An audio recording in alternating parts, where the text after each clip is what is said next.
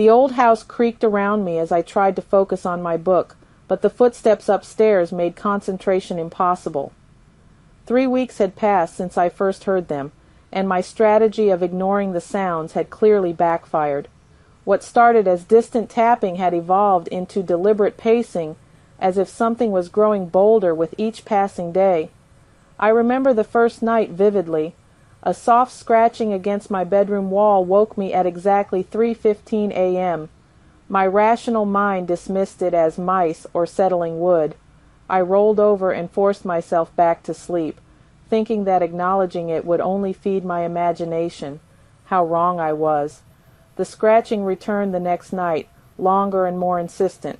Then came the whispers, so faint I convinced myself they were just wind through the old window frames.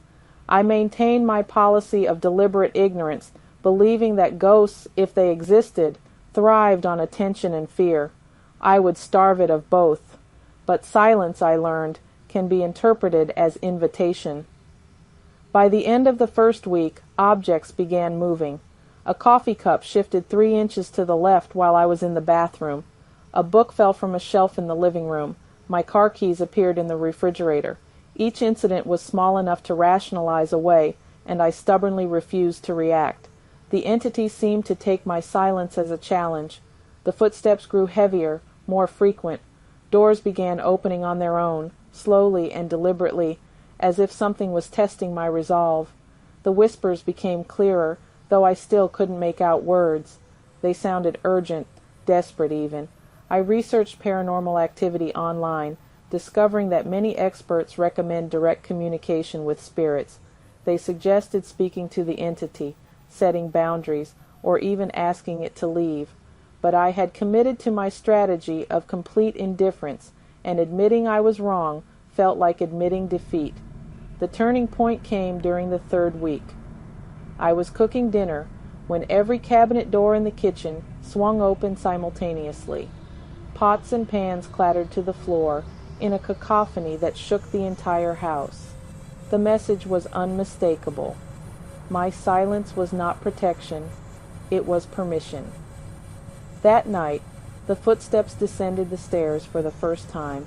I heard them pause outside my bedroom door, and the handle slowly turned. My heart hammered as I realized that ignoring the ghost had not made it disappear. Instead, my silence had allowed it to grow stronger, more confident, more present in my world. The door opened with a prolonged creak, and cold air rushed into the room.